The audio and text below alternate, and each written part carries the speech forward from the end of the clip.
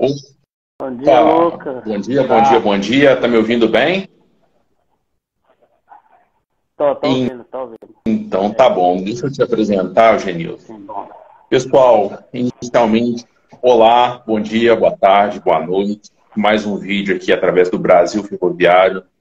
Hoje vamos trazer aqui um entrevistado que é o Genilson Barbosa. Ele é brasileiro, ferroviário nato e... Cortou Não, pouco só. aí? Tô Ferroviário ouvindo. nato brasileiro e residente atualmente em Springfield, não é isso? Em Massachusetts. Springfield, pelo que eu pesquisei, tem pelo menos 35 cidades nos Estados Unidos com esse nome. E essa cidade dos Simpsons, né, Springfield, mas acredito que seja mais ou menos como, sei lá, Bom Jesus no Brasil. Tem 1 milhão de cidades com o nome de Bom Jesus. Bem, vamos iniciar aqui. O Genilson trabalhou na Vale, aqui no Brasil, acabou se tornando aí, imigrante nos Estados Unidos e atualmente ele atua como condutor. Não é isso, Genilson?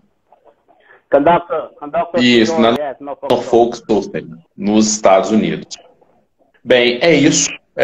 Vamos iniciar então com algumas perguntas, mas antes disso, passo a palavra ao Genilson, se puder dar uma introdução, falar alguma coisa para a gente iniciar as nossas perguntas.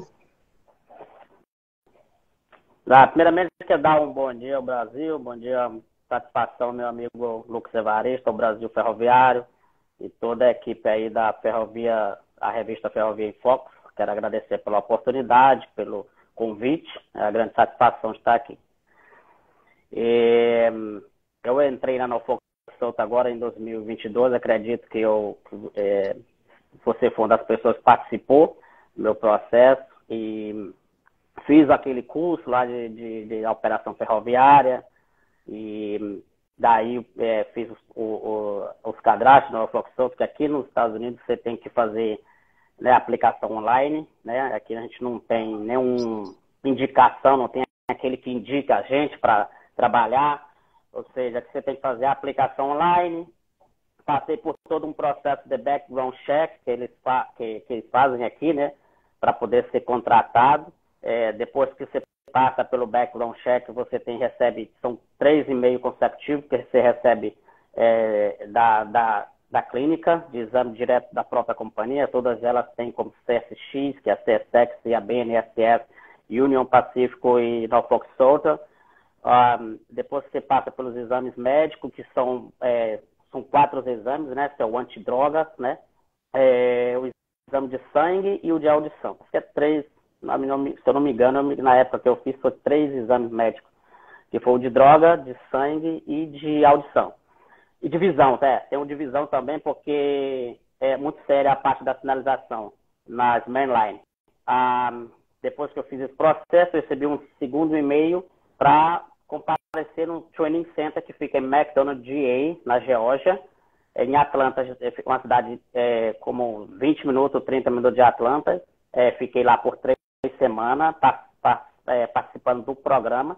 E nesse programa a gente tem que adquirir 95% do procedimento dado específico dentro da Norfolk Southern.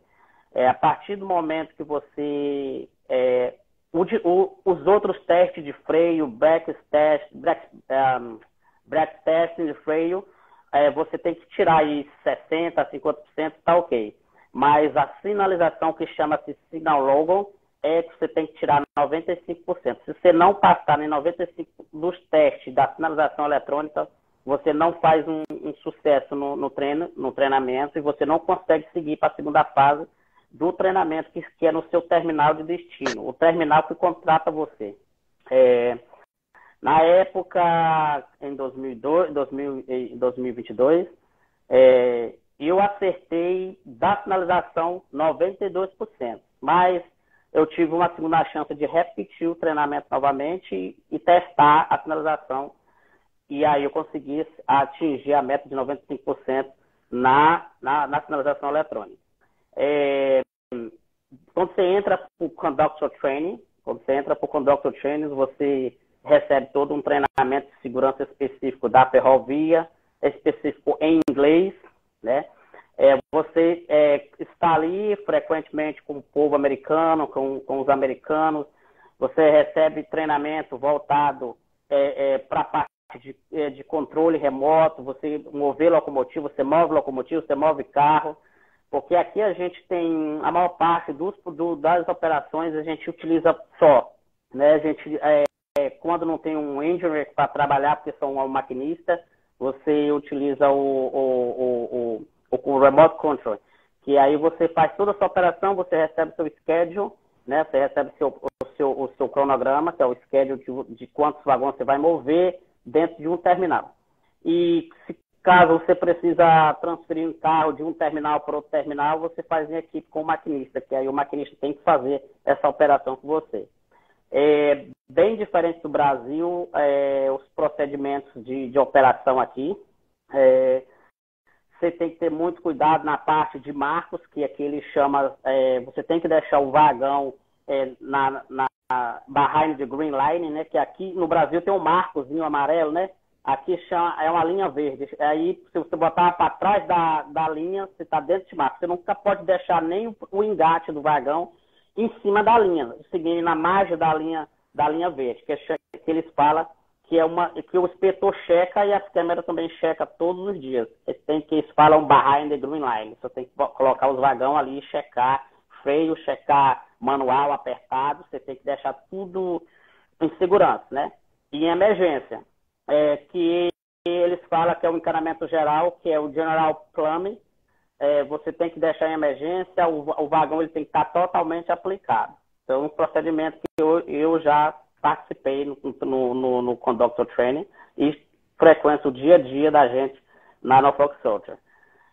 Só que o terminal aqui em Springfield, Massachusetts, é um terminal pequeno, ele não tem um fluxo de trem igual tem em Atlanta, como tem Rutherford, Wethersfield, Connecticut, Vermont e Pensilvânia. Pensilvânia é um dos estados que tem mais fluxo de trem na Norfolk Southern. Agora mesmo a gente está passando por um processo teve um descarrilamento em West Palestine, Ohio. A empresa está passando por um processo de reconstrução de trilho, porque houve um acidente muito grave lá em West Palestine. E a gente está mantendo a segurança e o foco na segurança da operação. Bacana, bacana demais. Eu fui captando alguns pontos que você passou aqui bem interessantes. A média, geralmente, para as formações ferroviárias no Brasil é de 80%, né? Aí você citou 85%, 90% e 95%, né? Então a gente já visualiza uma diferença nos padrões de formação. E, além disso, algo muito interessante que você citou, que nos Estados Unidos não existe muito essa cultura de indicação, né? Do que chama-se aqui no Brasil da famosa pechada, né? É mais baseado na meritocracia, na prova mesmo, mostrando ali a competência, via de regra, você citou que a prova é online, para estar atingindo, para estar acessando essa determinada vaga aí de emprego. Não é isso? Sim, justamente. Aqui você tem que ter um bom resumo, que fala que é o currículo, você tem que fazer sua aplicação online, aguardar os procedimentos, o terminal, tendo a necessidade de você, ele vai solicitar a sua entrevista, vai te mandar um e-mail, vai fazer todo um processo de background, né, que é o background check, é os antecedentes. Por exemplo, se você, como eu, sou um imigrante, eles fizeram o International Background, que é o do Brasil, onde você viveu, porque se você não viveu nos Estados Unidos nos 7 anos para trás, porque o background é feito nessa quantidade de anos, de 7 anos para trás. Como você não viveu nos Estados Unidos, eu tenho apenas 5 anos nos Estados Unidos, ele teve que fazer os outros anos em comparação ao Brasil, que se chama o background internacional. Aqui no Brasil a gente fala que é antecedentes criminais, né? Para visualizar isso. Ok, vamos iniciar com algumas perguntas para a gente entender um pouquinho melhor a sua jornada e entender um pouquinho melhor qual que é a sua visão entre Brasil e Estados Unidos, né? A primeira pergunta é qual foi o motivo que levou você a se mudar do Brasil para os Estados Unidos e trabalhar com ferrovias? Tá. O motivo de eu vir para os Estados Unidos, porque eu sempre quis estudar inglês, né? Sempre quis estudar inglês. E vim para os Estados Unidos. Só que assim, o meu objetivo na época de quando eu estava estudando inglês é entrar para ferrovia, né? E aqui você não tem essa de você não aprender o inglês, se você não aprender o inglês, você não vai entrar para ferrovia, porque você tem que ter a comunicação. Primeiramente, eu fiz passo a passo, eu fiz processo de F1 para estudar inglês, eu estudei o inglês aqui. Acredito que o meu inglês hoje eu consigo me defender, é 80%. Na ferrovia a gente tem a comunicação específica e a comunicação no dia a dia com os americanos. Então fica fácil para você Entendi. pegar... Aí nas operações vocês se comunicam somente em inglês ou se utiliza também o espanhol? Somente em inglês. No norte, nosso Foxtrot norte, somente em inglês, porque na Flórida você ainda fala espanhol, porque é a FEC, né? Que a Flórida é aquela companhia que circula de Miami até Jacksonville, aqui na Flórida, ela é espanhol, é o México, do México, que é aquela companhia. Então, na Flórida, como o fluxo de pessoas espanhol é grande, a comunicação é feita em espanhol. Mas de Jacksonville para cima, a maior parte dos os americanos é comunicação totalmente em inglês, com o centro de controle, com o controle de pátio, com o carro de manutenção, com o pessoal da Plaza Lourão, tudo em inglês.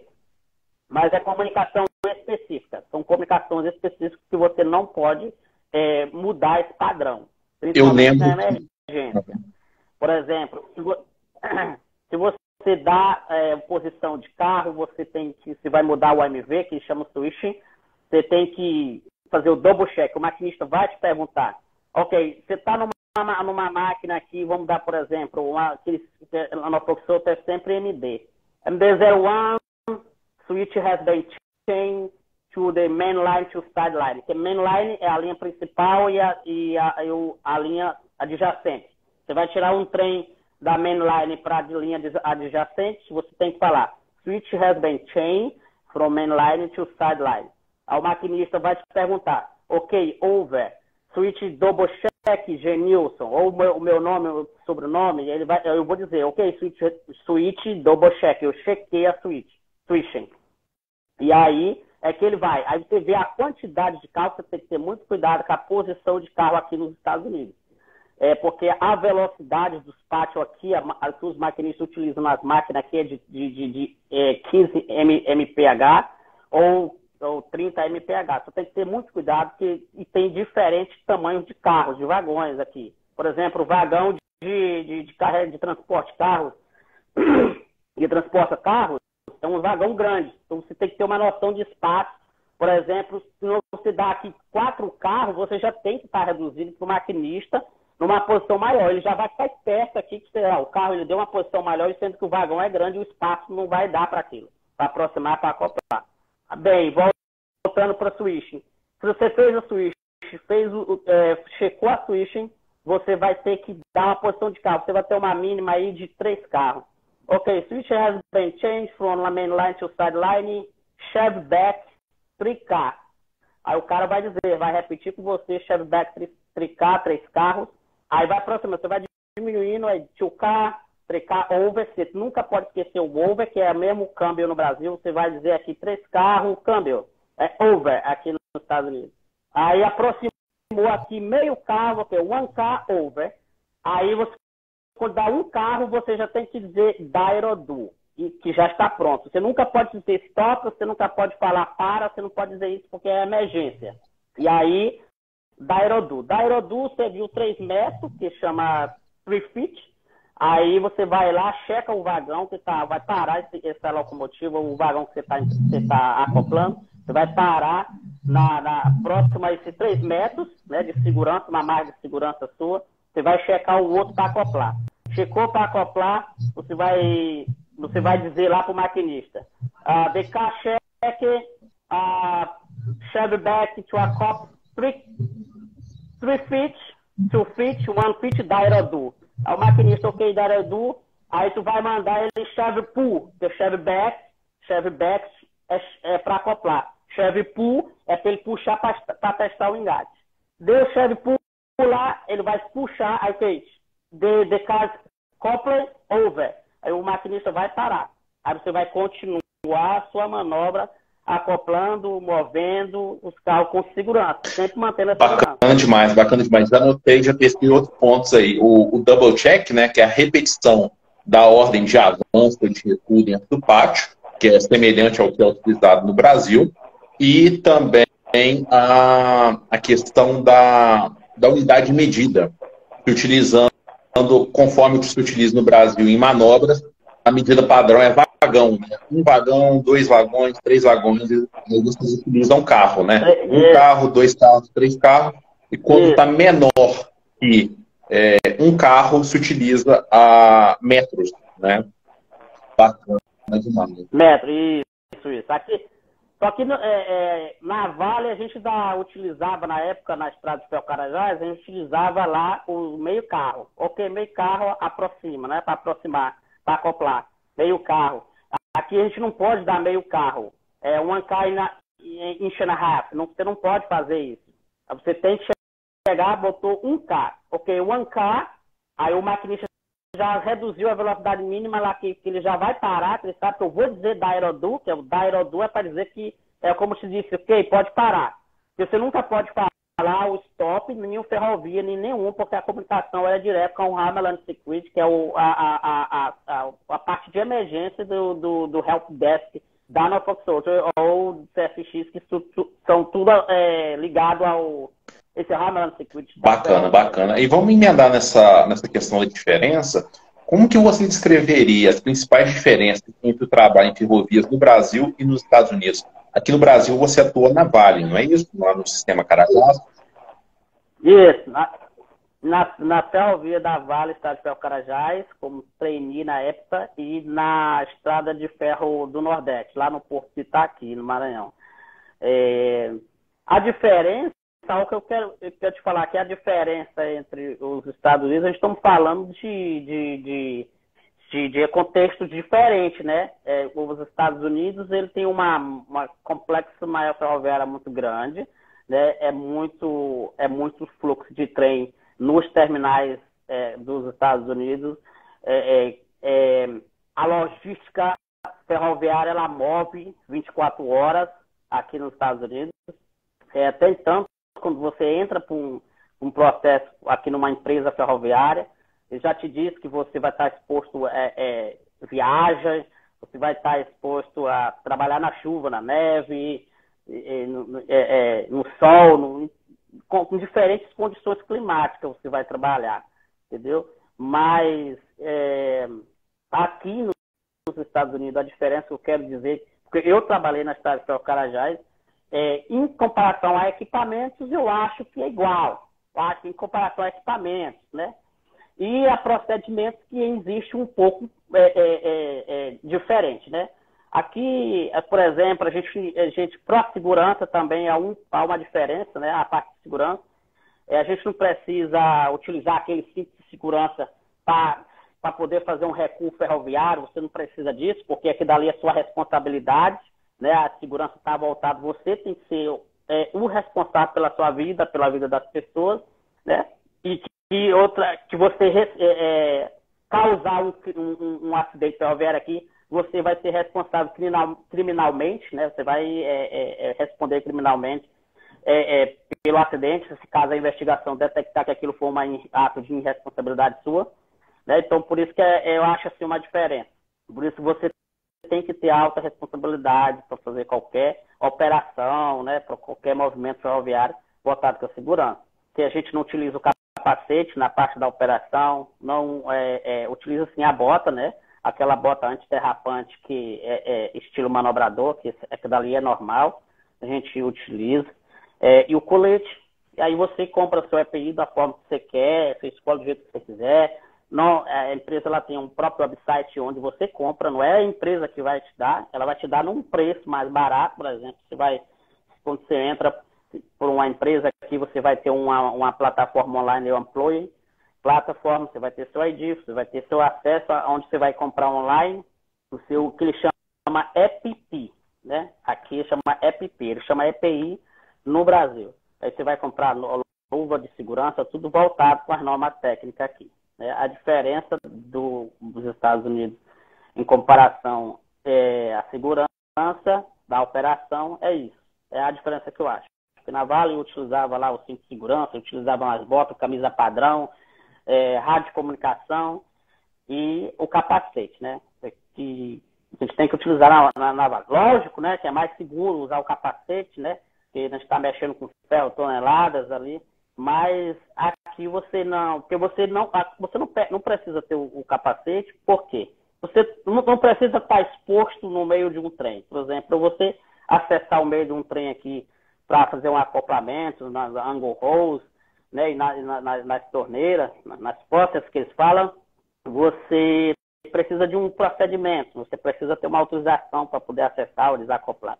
Uma das coisas que eu não te falei atrás aí, pouco, a partir do momento que você acopla o vagão aqui, que se fala da aeroduct, você vai pedir um three-step protection. O three-step protection é o chamado procedimento de bloqueio que a gente utilizava na Vale no Brasil, que é o campo do gerador desligado e a reversora retirada. Para você ter que bloquear o trem para você acessar. Aqui, é o three-step protection, que você pede para o maquinista e ele vai aplicar, vai tirar a reversora e vai desligar o General Field, que é o gerador, né? O campo do gerador, General Field. Aí você vai fazer o acoplamento do angle holes, né? O angle holes que são as mangueiras, fazer o acoplamento e depois você vai pedir para ele aplicar. Antes de você entrar, você vai pedir para aplicar o procedimento de bloqueio, que é o chave angular, né, que está citando. No Brasil tem uma chave angular, né? Isso, padrão, isso. Depois que você faz o procedimento de bloqueio, que é o three-step protection, você vai fazer o seu procedimento, vai acoplar as mangueiras, vai abrir as torneiras e vai liberar o ar no encanamento geral do trem.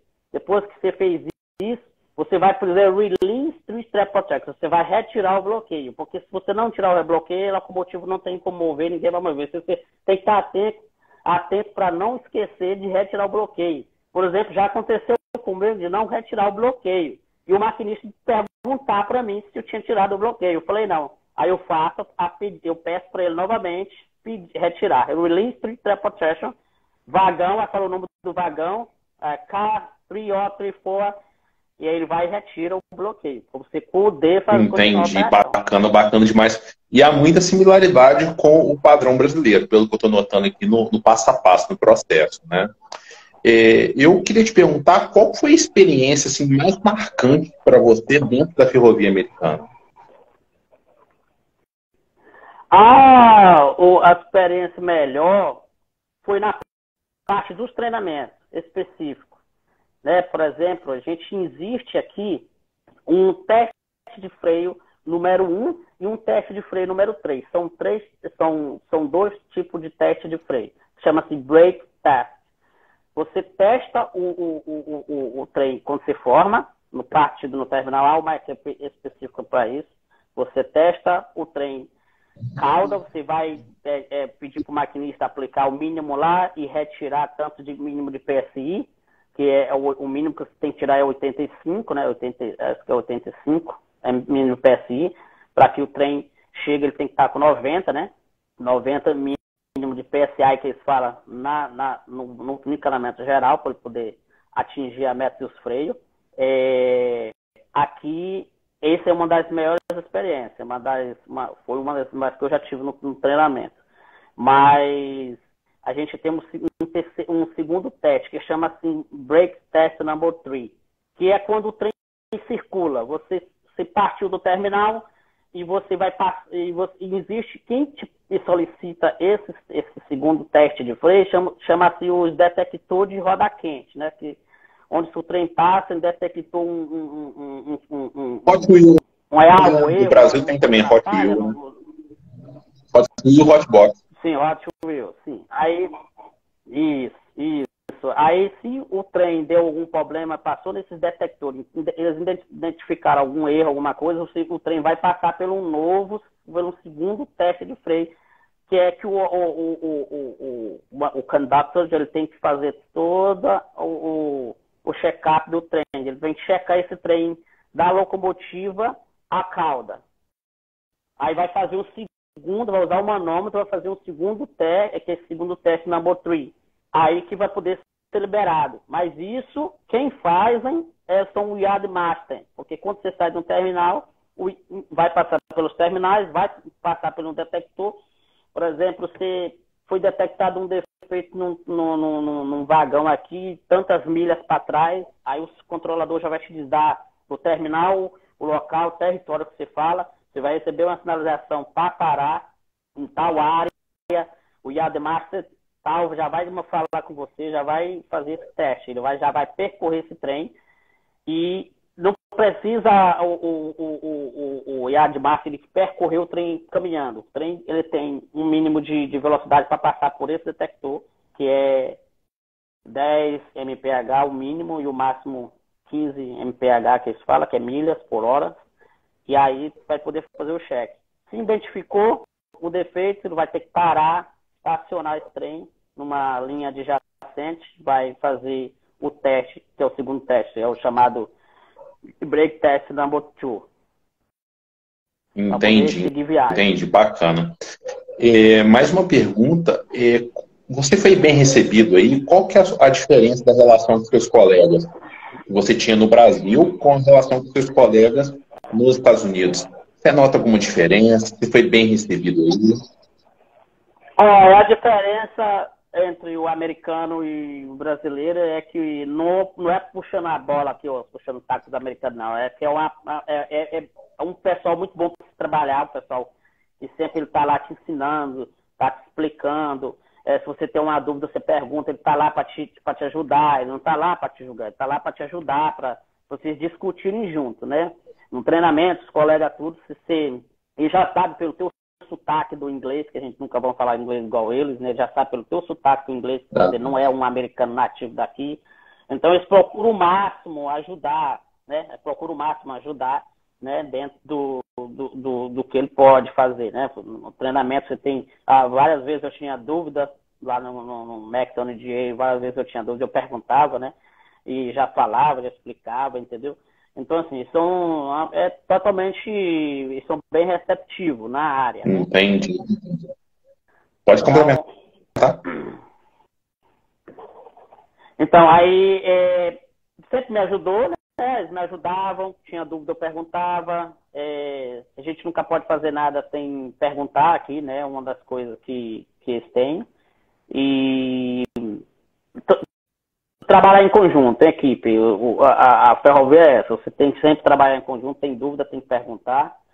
Você tem maquinista, tem pessoas que já têm mais tempo de operação, então eles têm demais, eles sabem, eles são bem voltados para a segurança também. Né? A pessoa que está entrando, ele ensina o máximo o que pode para ensinar para você pegar. Mas também você pega, você já fica experiente naquilo.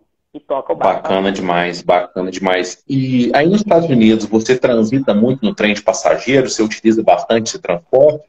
Ele é muito acessível? Como funciona? O trem de passageiro aqui nos Estados Unidos é muito utilizado. Na verdade, o que eu utilizei uma vez, o Amtrak foi de Nova York a Filadélfia. Essa foi a primeira vez que eu utilizei. Mas aqui a gente utiliza mais carro, a gente tem carro próprio e você utiliza quase tudo aqui é carro para mover alguma coisa. Mas, no meu caso, né? Não sei as outras pessoas, mas hoje os Estados Unidos ele tem um grande fluxo de trem de passageiro. Por exemplo, a Amtrak ela circula todos os Estados Unidos em conexão com o Canadá. Se você quiser sair aqui de Massachusetts, quer ir para Califórnia, você vai. Só que são preços diferentes. Mas, eu quero ter mais tempo viajando, eu quero conhecer lugares. Você vai de Amtrak, sabe? Eles fora os regionais, né? Existem os trens de passageiros regionais estaduais. Por exemplo, New Jersey, tem o New Jersey Transit, e tem Massachusetts, tem a MTBA, que é só regional, local no estado. Tem aquele da Flórida, você me mandou o vídeo uma vez, que passando a milhão na passagem nível. Você estava parado de carro na frente da PM. Passou o trem da Azul da Flórida a 1 milhão por hora. Você lembra que você me mandou esse vídeo? Lembro, sim. Na Flórida eles têm dois duas empresas responsáveis por trem de passageiro, que é a Trio-Rail e a Brightline. Brightline é uma empresa nova que chegou agora, eles investiram aí 2 milhões, eu acho, para botar esse trem, só que na Flórida, a Brightline é alta velocidade, eles chegam a atingir aí quase 100 e poucos quilômetros por hora, né? E estava tendo muito problema em acidentes ferroviários, nas PN, que o povo na Flórida lá, eles não obedeciam os gates, as comportas do cruzamento. Então estava acontecendo muito acidente, muita gente morrendo. E aí eles começaram a investir em muros de ferro, aquelas telas de proteção. Ou seja, do gate eles botam aí tipo 500 metros de tela de proteção para o povo não cruzar. Ou passarela, eles têm muito passarela também, por aí que lá não passar, porque é uma velocidade muito alta. E tem Trio-Rail no sul da Flórida, que vai até o West Palm Beach, sai de Miami, do aeroporto internacional de Miami até o West Palm Beach. E tem a Brightline, que sai do mesmo terminal, de 2 terminais, né, que são juntos da Trio-Rail, do aeroporto de Miami até o aeroporto de Orlando. Só que a Brightline, ela não está mais indo só até o West Palm Beach, ela está indo até Orlando, que é um projeto que eles tinham. Ou seja, ela sai de Miami a Orlando. Isso é um trem, tudo isso. Você chegou em Miami, quero visitar Orlando, você pode pegar o Brightline ali, termo aí de 1 hora de viagem, você está lá em Entendi, bacana demais. Você está me ouvindo bem? Show de bola. Parece que para mim deu uma baixada no volume, mas já que você está ouvindo, perfeito, então. Mais uma pergunta. A experiência foi boa em utilizar a Amtrak? Muito boa, a experiência é muito boa, um trem bem confortável, né? Você tem todas as assistências em onboard como direito, né? No seu ticket. Depende do ticket que você vai comprar, tem o Master, tem o primeira classe. É dividido as classes, né? Você vai na econômica, não tem diferença. Eu fui na econômica, que é uma viagem rápida, coisa de 40 minutos de Nova York a Filadélfia. Foi muito ótimo. Bacana demais. Você chegou a utilizar o trem de passageiro na estrada de Ferro Carajás? Viajei muitas vezes no trem de passageiro da estrada de Ferro Carajás de São Luís a Paraó. Entendi. E qual é a diferença?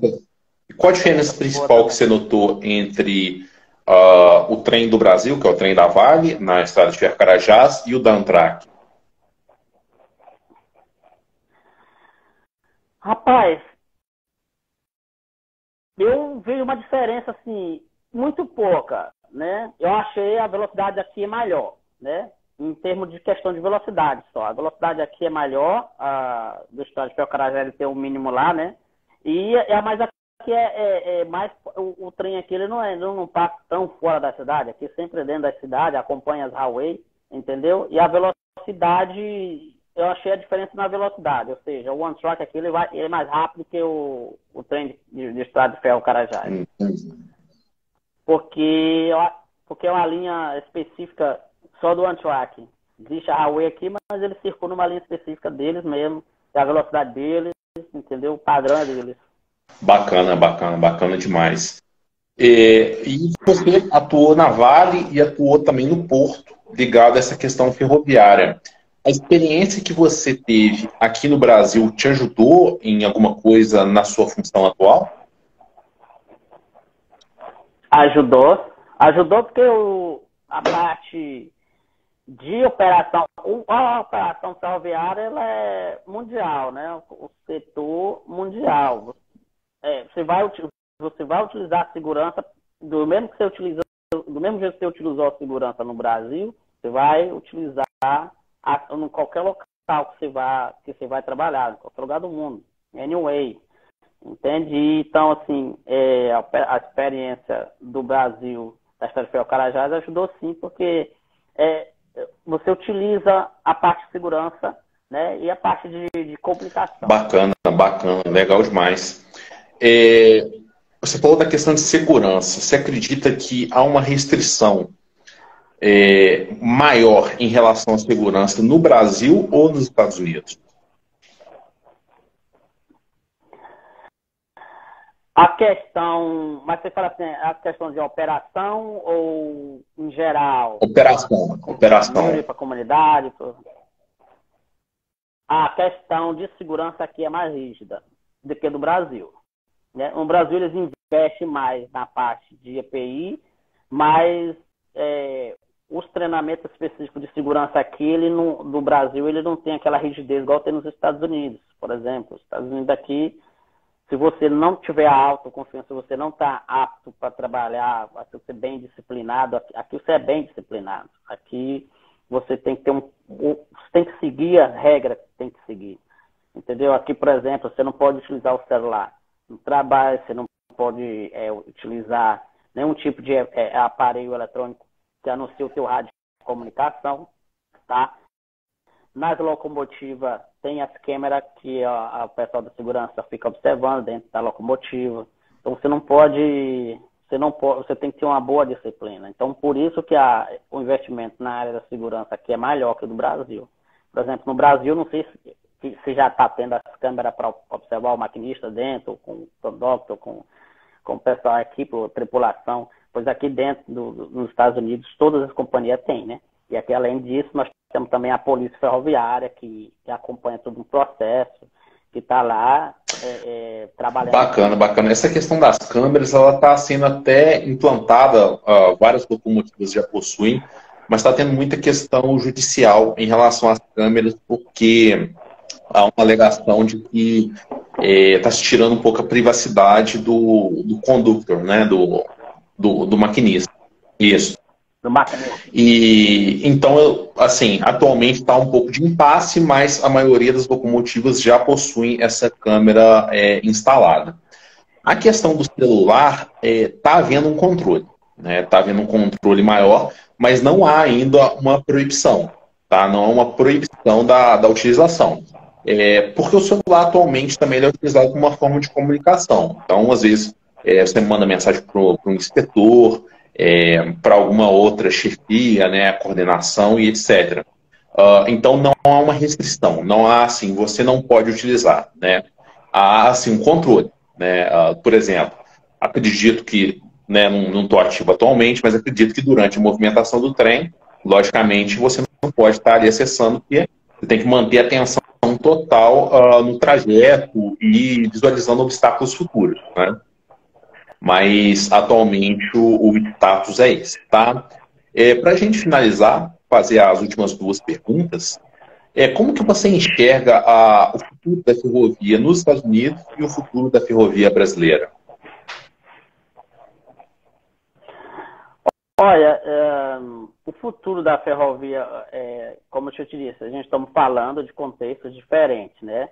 Os Estados Unidos teve uma consolidação ferroviária, eu não sei o ano, mas eles tiveram uma consolidação ferroviária que mesmo nesse momento de crise que eles tiveram, eles foram fortes na parte da ferrovia, né?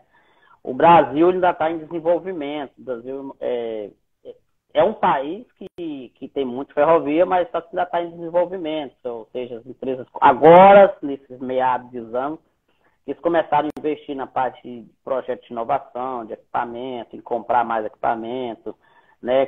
Começaram a investir isso que já é utilizado há décadas aqui nos Estados Unidos. Então há uma diferença muito grande entre os dois países. Os Estados Unidos, cada dia mais, está desenvolvendo mais equipamentos, mais tecnologia, as empresas estão investindo mais, cada dia. E o Brasil também acredito que já está num patamar bem alto, né? Um patamar de desenvolvimento ferroviário. E acredito que há, sim, uma perspectiva que o Brasil possa, assim, crescer na área ferroviária, nesses novos anos aí, né? As empresas estão se adaptando mais a investir, né? Isso também depende de governos, né? O governo tem que liberar verbas, empresas privadas, a iniciativa privada ela tem que tocar o setor ferroviário para frente com projetos de inovação, tecnologia, investir em funcionários. Bacana, bacana demais. E para a gente finalizar, a última pergunta. Você tem alguma pretensão em retornar para o Brasil? Você vai se manter instalado aí? Qual que é a sua perspectiva futura, pessoal e profissional? A expectativa de voltar para o Brasil, eu mesmo só visitar minha família mesmo. E eu não tenho assim nenhuma expectativa de um dia eu trabalhar, não sei, né? Ainda não sei, não tenho nenhum pensamento ainda de se eu voltar a trabalhar na ferrovia no Brasil, porque aqui é uma coisa que eu já me adaptei aqui nos Estados Unidos, estou tranquilo, entendeu? Eu não tenho assim um pensamento ainda sobre isso. Eu não sei como vai ser o futuro. Eu não sei como vai ser isso, mas eu, por enquanto, eu vou manter mesmo aqui nos Estados Unidos e tocar o barco para frente. Entendi, bacana, bacana demais. Então, para a gente finalizar, alguma palavra final, algum conselho, alguma dica para alguém que queira eventualmente imigrar também para os Estados Unidos? O convite a você, lógico, pela sua experiência, pela sua capacidade, mas aquela entrevista que a gente fez em 2018, aquela entrevista por escrito, ela ainda é a entrevista mais acessada do Brasil Ferroviário. Então, assim, eu entendo que há um grande interesse das pessoas em emigrar, em mudar do Brasil, em buscar algo melhor. Você deixa alguma dica, algum conselho para quem está buscando esse objetivo? O conselho que eu posso deixar se você quer trabalhar numa ferrovia americana, você tem... Primeiramente, se você trabalhar numa ferrovia americana, você tem que estar dentro dos Estados Unidos. Você tem que vir para os Estados Unidos. O primeiro passo é você estar nos Estados Unidos e dentro dos Estados Unidos você fazer investimento. Você quer investir? É você estudar o inglês, é você correr atrás dos cursos específicos que existem dentro dos Estados Unidos. O primeiro passo é você ter a força de vontade de vir para os Estados Unidos, chegar nos Estados Unidos e você investir. Não é só chegar nos Estados Unidos e não investir em curso, em estudar para a área e tentar se especializar na área. Porque aqui... não é só você estar na América, não é só você estar aqui dentro dos Estados Unidos. Porque aqui, se você não se qualificar, não buscar os requisitos, os requirements que eles falam para você entrar para aquela companhia, se você não tiver um resumo, que é um currículo padrão deles aqui, é óbvio que eles não vão te chamar, tu vai te cadastrar lá, mas eles não vai chamar a pessoa, porque eles já vê o padrão do resumo da história de vida da pessoa, né? Por exemplo, um dos melhores conselhos que eu dou, né? Quando você está recém-chegado e vai aplicar por ali para um documento, para uma coisa, primeiramente você tem que correr atrás da sua documentação, né? Migratória, para depois você correr atrás. Então, mas você pode correr atrás dos dois ao mesmo tempo. Você pode estar correndo atrás da sua especialização e correr atrás dos suas documentações migratórias para os Estados Unidos. Porque a empresa aqui ela só vai te contratar com você com permit work, com social security, porque você tem que declarar um imposto, com uma driver's license válida, né? Que você tem que ter. Se você não tiver esses requisitos, você não consegue. Que é a única coisa que eles pedem aqui. Social security e as driver's license, que é essa aqui, ó. Você tem que ter as driver's license, que é a sua carteira de motorista. É uma das coisas que as empresas contratam, né? E um conselho que eu dou, chegou na América, investiu na qualificação profissional, investiu no inglês, aplicou para a companhia, você vai ter oportunidade de... Porque aqui hoje, a gente temos, se não me engano, nos Estados Unidos, hoje ele tem mais 780 linhas férreas aqui, empresas, companhias. Fora as supply que vende equipamento ferroviário, você tem assim, uma oportunidade, o mercado ferroviário muito grande, entendeu? E tanto rodoviário como ferroviário. Se você se qualificou, você tem a oportunidade, sim, para encarar o desafio. Bacana. Então, resumindo, né? Mudar para os Estados Unidos, aprender inglês, se qualificar, concorrer nos processos seletivos e ter um padrão, né? Já tem um perfil para ocupar o cargo de ferroviário. Conductor. Bacana. Isso. Uhum. Aí mudou para os Estados Unidos, investiu na qualificação, investiu na parte migratória, né, que isso leva um tempo, né, um período, né? Hoje tem o US Citizenship é recebendo muito processo, muitas coisas, hoje está bem carregado o sistema deles.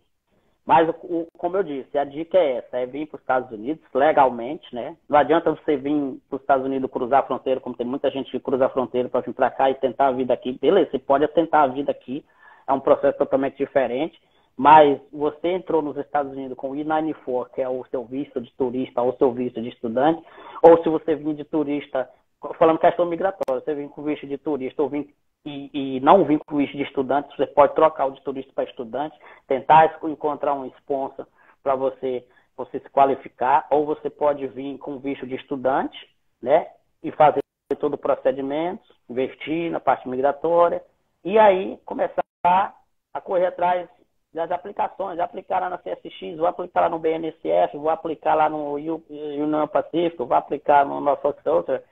Você vai criar um padrão de resumo de que qualifica, e daí vai participar do processo, né?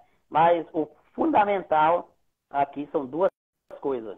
O inglês, que é a comunicação com as pessoas, que você possa se defender numa comunicação com inglês, com um americano, e a parte migratória. São duas coisas principais que você tem que ter aqui nos Estados Unidos, para você poder concorrer com um americano. Porque você vai estar concorrendo com o americano lá. Então, você vai fazer uma entrevista aqui com uma especialista de RH do Norfolk Southern, do CSX, ou da BNSF, o cara vai ler o teu nível de inglês, o cara vai entender o teu nível de inglês. Então, se você não se defender, se você ver que você não fala aquela língua que precisa mesmo, ele vê, rapaz, essa pessoa o padrão, não vai ter aquela comunicação. O padrão de comunicação dentro da operação é em inglês, então se você não souber...